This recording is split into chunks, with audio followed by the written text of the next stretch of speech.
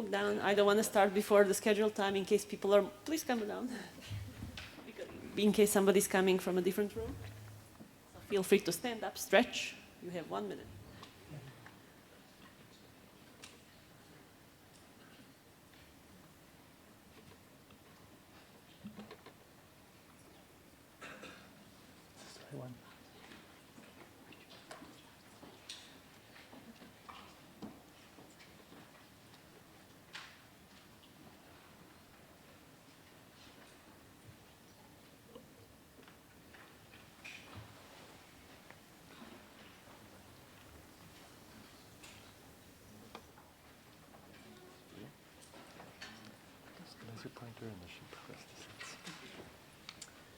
Since we have some time, let me echo what Alex said this morning. We are looking for people willing to take on leadership roles in NetBio organizing committee or various committees that might form in the near future. So if you're interested, even at the student level, postdoc level, faculty level, please let any of the organizing committee members know.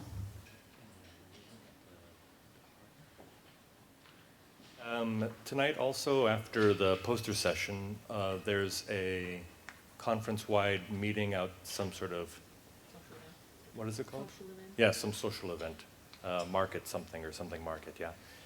We'll try to gather a NetBio group together there.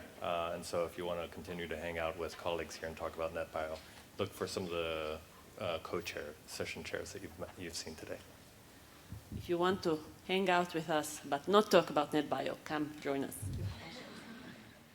Okay, we're going to continue with this session.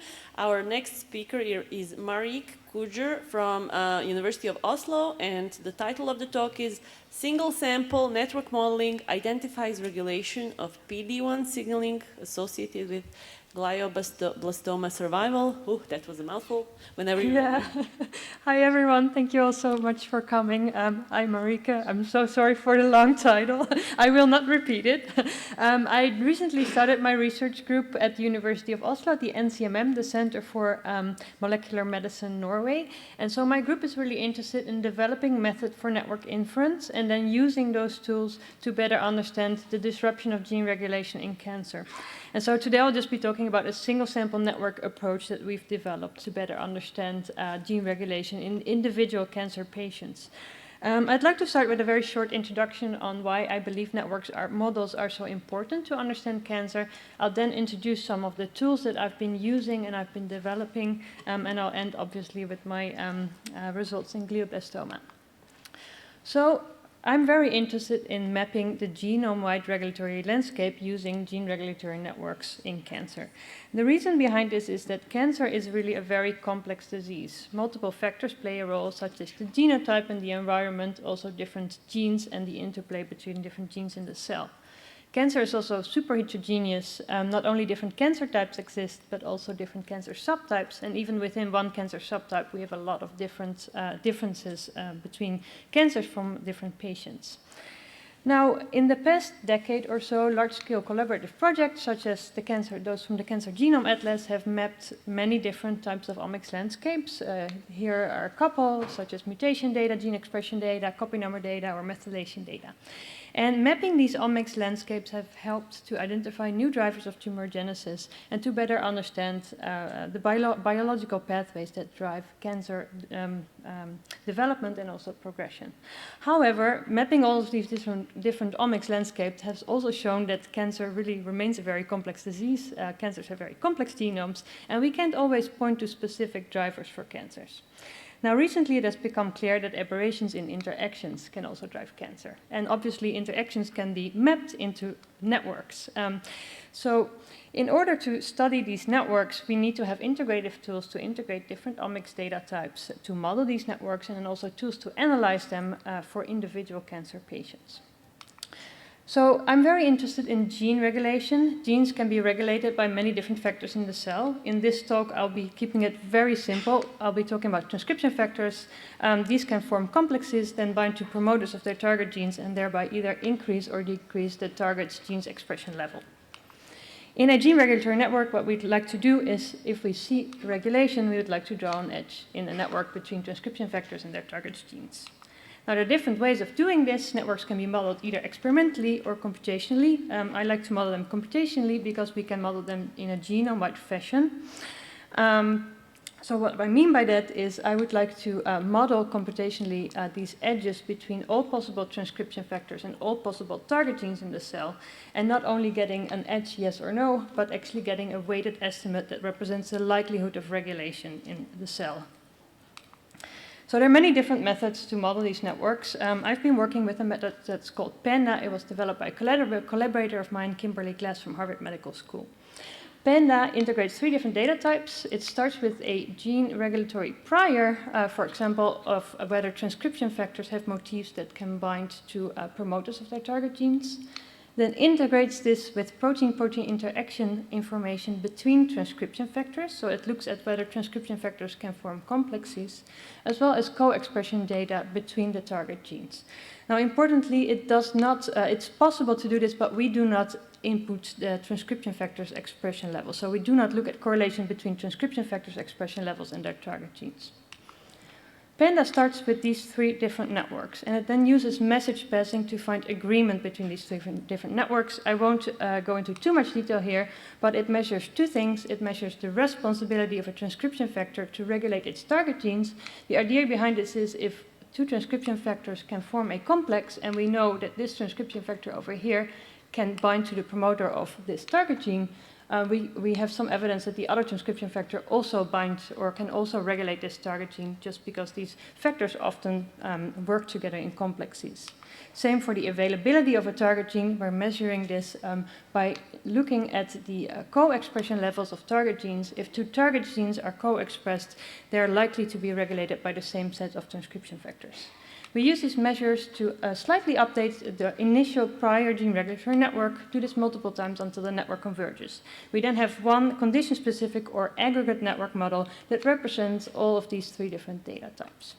Now, PANDA is an aggregate network reconstruction algorithm. It has been very useful. For example, we've recently published work on understanding tissue-specific gene regulation by modeling these networks for 38 different tissue types from GTEx. However, in cancer, it's a little bit more complex. In cancer, we really need to model and analyze single sample networks. Because with aggregate network models, we can't really statistically compare networks. We can make a cancer network, a control network, compare the effect size differences in edge weights, but we cannot do any statistics on them. We don't model heterogeneity, which is so important for personalized network medicine. Now, there's been kind of a workaround to make single sample networks that have been used and that have been useful, but that also have some limitation, and I just wanted to point that out here. That is to make an aggregate network model, for example, with PANDA, and then to color these network nodes in the network based on expression levels in single samples. Then maybe removing some edges that are not connected to specifically expressed nodes or genes. This approach has some limitations. First of all, a transcription factor's expression level often does not correlate with its target genes. A transcription factor can be expressed at a baseline level but still regulate its target genes. This approach also does not directly model edges, and more importantly, it cannot identify new edges. So if you don't have an edge in this aggregate network model, you cannot learn new edges. So we were interested in model single sample networks, and we thought, can we reverse engineer each of the individual single sample networks that contribute to this aggregate network model? Now, this was a collaboration with Kimberly Glass from Harvard Medical School, which we recently published in iScience in April, and it works as follows. We have n expression input samples. We can make a network with different network reconstruction algorithms, such as PANDA. This results in an aggregate network model that represents contributions from all samples. Now, what if we remove a sample, say this sample Q, from our input data? We model the network again, and we get this blue network over here. Now, it turns out that pulling out a sample from this input data set actually perturbs the network. We can measure these differences and see that there's actually some differences. These differences are sample Q's contribution to the aggregate network model. We need to scale this, though, because you can imagine if you use a lot of input samples, these differences between these 2 different networks are going to be very small. So we scale this by the number of samples that were used in our input data set. We add it back up to the network measured without sample Q in order to obtain sample Q's individual sample network. We call this method Linus. That's why we have this animal over here. It stands for linear interpolation to measure network estimates for single samples. And we tested it in a bunch of different data sets. I'm not going to show you the details about that because I really would like to talk about my example in glioblastoma. So why did I decide to analyze glioblastoma? Glioblastoma is an aggressive form of brain cancer, and it's actually very, very aggressive. The 5-year overall survival rate is only 5%. So it is very important to better understand what drives poor survival in these patients. Now, prognostic signatures have been published in the past couple of years. However, these are rather inconsistent. Not all of the genes that have been published in these prognostic signatures overlap. So we wanted to make single-sample network models. We started with a regulatory prior of 650 transcription factors from CISBP. We basically had motifs for each of these transcription factors and mapped them to the promoters in the human genome. Used these protein-protein interactions from the string database for these 650 transcription factors, and then integrated this with data from the Cancer Genome Atlas. We had 2 datasets available, measured on different microarray platforms, so we did 2 experiments in parallel. The first one had about 500 patients, and the second dataset had about 400 patients. So we used Panda to model an aggregate network model, and then used Linus to extract single-sample networks from this aggregate model, which resulted in 2 collections of individual patient networks. Now, just to remind you, these networks are rather big. They are complete and weighted, meaning we have an edge between each possible transcription factor and target gene pair, which turns out to be approximately 7 million edges for this particular application. We did something very simple to analyze these networks. We divided the patient group into 2 groups using a 20-month threshold. So if patients survived longer than 20 months, we put them in the long-term survivor group, and patients who did not survive longer than 20 months were placed in the short-term survivor group.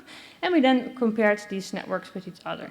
To do this, we wanted to have a measure for each gene. We decided on just analyzing the gene degree, which is basically the sum of all edge ranges that point to a gene, and which is a proxy for how much a gene is regulated by the entire set of transcription factors in the cell.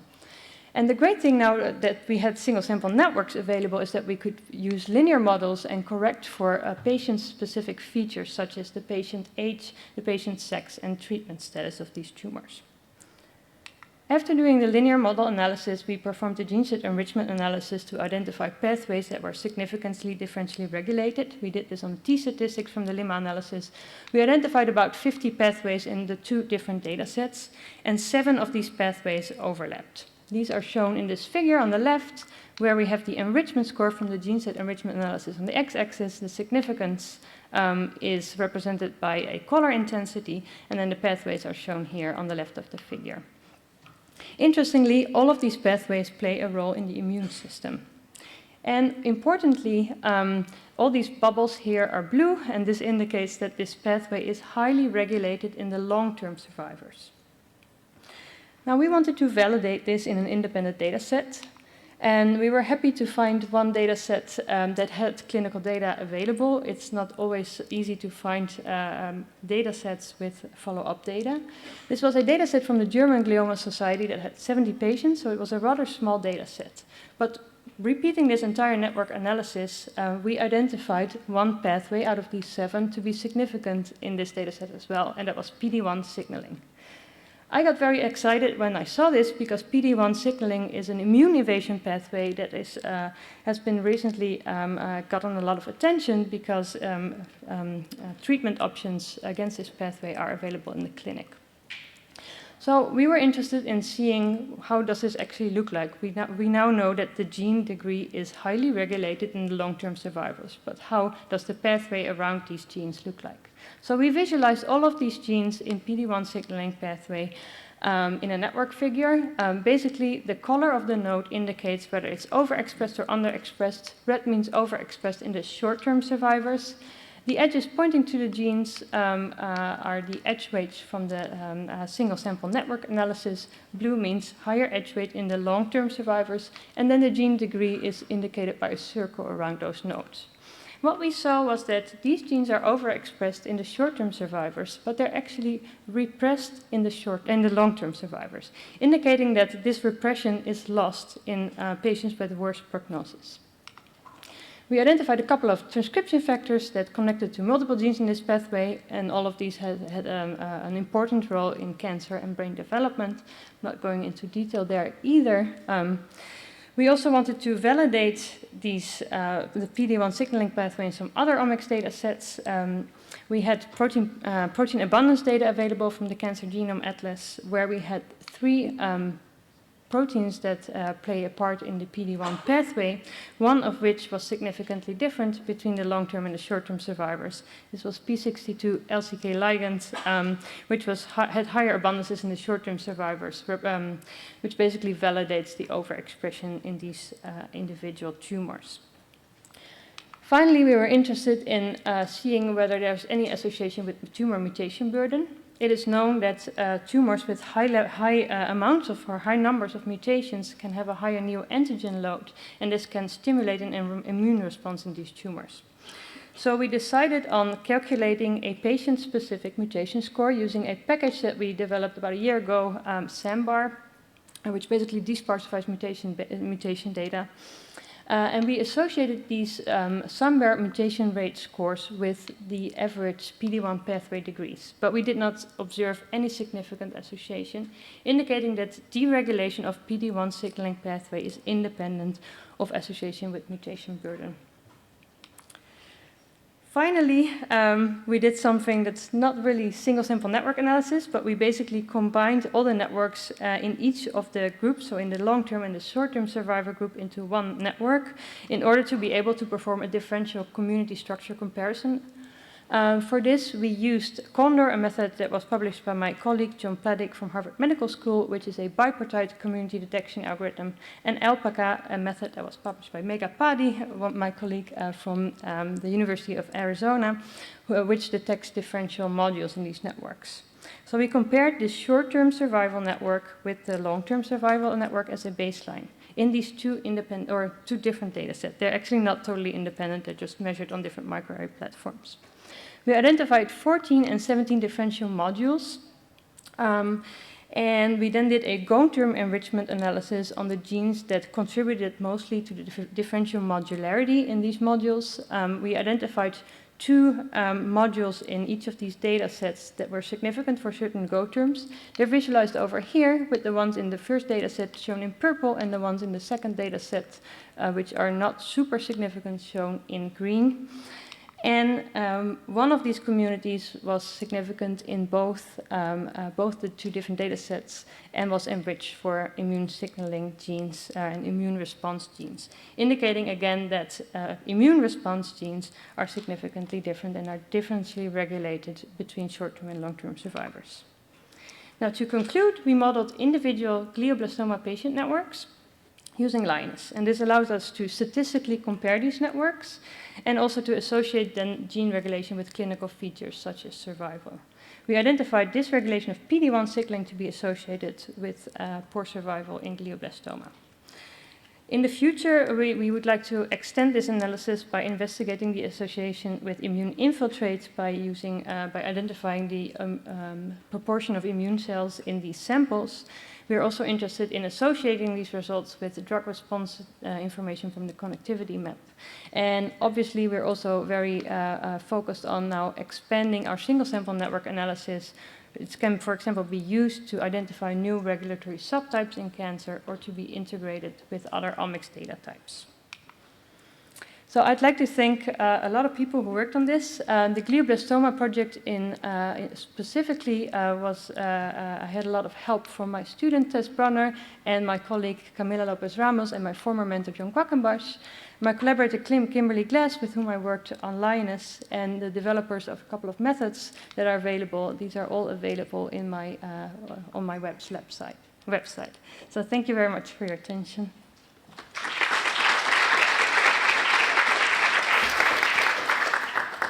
We have time for questions, please. Yes, thanks for the fascinating talk. I really like the single sample networks.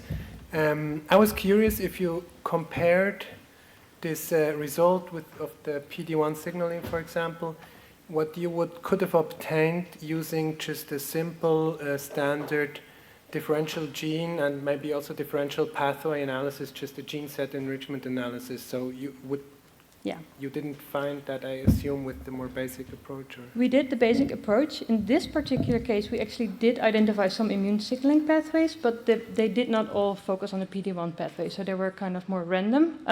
We do have some other approaches in other cancer types where we do not capture differential regulation the same as differential expression. So it's usually actually, this is a very special case, I would say, where we actually do observe the differential regulation also to be corresponding to differential expression.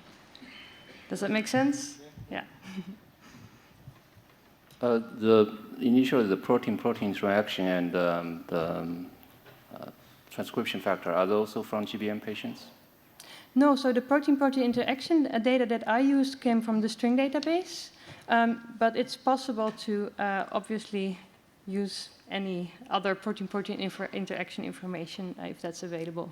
That was not available for these patients, as far as I know. So in that case, it could be some noise. I mean, that's not relevant to GBM. Obviously, yeah, there could be some noise. Also, the prior regulatory network is like it's all the same. So basically, the only thing that is different in this input is the gene expression data. And we basically make use of these protein-protein interactions. There are potential interactions from the string database. And then the method should filter out those interactions that do not happen in glioblastoma. I talked about gene regulatory networks and single-sample gene regulatory networks, but actually PANDA models 3 networks. It also updates the protein-protein interaction networks. So it's also possible to analyze these individual patient protein-protein interaction networks that are updated with the PANDA algorithm. I just haven't looked into those. We'll do one more. Yes, very nice talk, thanks.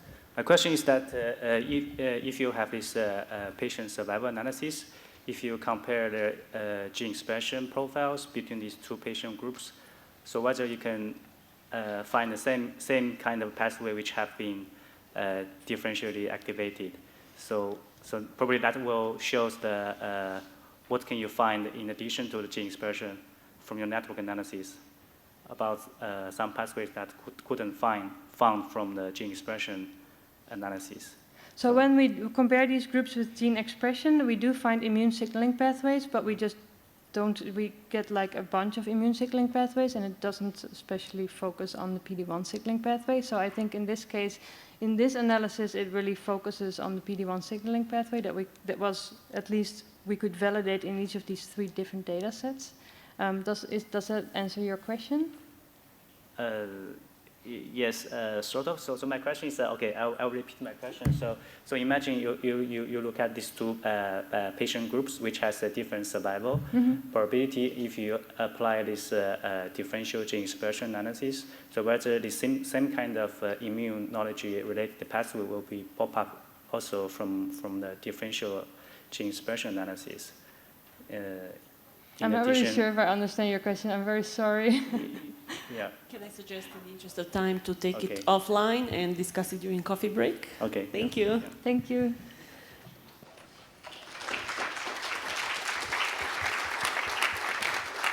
So we are now